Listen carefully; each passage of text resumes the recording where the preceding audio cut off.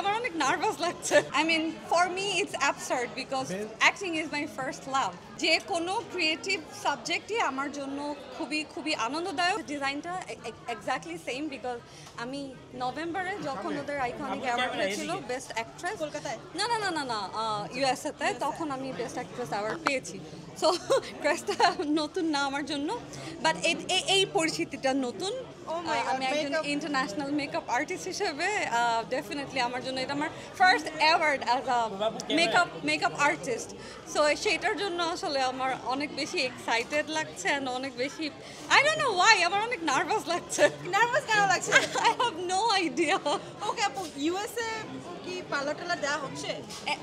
It's completely different thing. It's ওদের বিভিন্ন category আছে। তো এটা আমি যেখানে কাজ করেছি এটা একদম টোটালি একটা যে কোনো নির্দিষ্ট সাবজেক্টে, সেটা হচ্ছে ব্রাইডাল।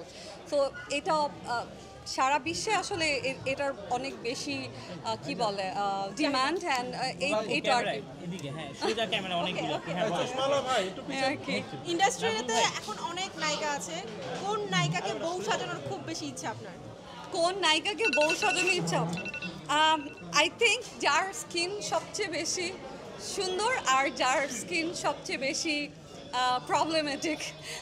ওকে ওকে ওকে, প্রবলেমেটিক যার স্কিন তারকেও সুন্দর করে সাজাতে পারে? Yes, of course, why not. I mean আমি যদিও ড্রাস্টিক্যাল কোনো চেঞ্জ আনতে পারবো না, বিকজ মেকআপ কোনো ড্রাস্টিক্যাল চেঞ্জ আনে না, বাট যতটুকু সুন্দর করে প্রেজেন্ট করা যায়। যে মানে এটা সবচেয়ে ইজি হচ্ছে যাদের স্কিন অনেক বেশি সুন্দর থাকে অ্যান্ড সবচেয়ে বেশি মানে problematic like pores and acnes and scars, ওইটাতে কাজ করতে আরও বেশি চ্যালেঞ্জিং। সো আমি এরকম দুইজনকে আসলে বেছে নিতে চাই। Thank you so much. অভিনয়ে আর কেরা হবে কিনা? কেন? আমি কবে বলেছি? বেশ কিছু প্রোগ্রামে গ্যাপ ছিল, বাট বেশ কিছু প্রোগ্রামের মধ্যেও আমি জানিয়েছি, আমি কখনো বলিনি আমি আমি আমি অ্যাক্টিং করবো না। এটা that's absolutely, I mean, for me it's absurd because acting is my first love. Best makeup artist হিসেবে অ্যাওয়ার্ড পেয়েছেন, রাইট। কোন প্রফেশনটা আপনার কাছে খুব কমফোর্টেবল, অভিনয় নাকি মেকআপ আর্টিস্ট? আমার আরেকটা মানে হিডেন ট্যালেন্ট কিনা বলতে পারি না, বাট আমি কিন্তু আমার ব্যাচেলর করেছি অ্যাজ আ ফ্যাশন ডিজাইনার হিসেবে। আমার গ্র্যাজুয়েশন ফ্যাশন ডিজাইনার হিসেবে, আমি সান্তা মারিয়াম থেকে। সো যে কোনো ক্রিয়েটিভ সাবজেক্টই আমার জন্য খুবই খুবই আনন্দদায়ক। যেহেতু অ্যাক্টিংটা নিয়ে আমি অনেক কাজ করেছি, আমি এখন চাই নতুন করে আর একটা কিছু আমার লাইফে অ্যাড হোক, বাট আমি আসলে আর একটা রেখে আরেকটা কিছু শুরু করবো এরকম কোনো কিছু না। Thank you very much.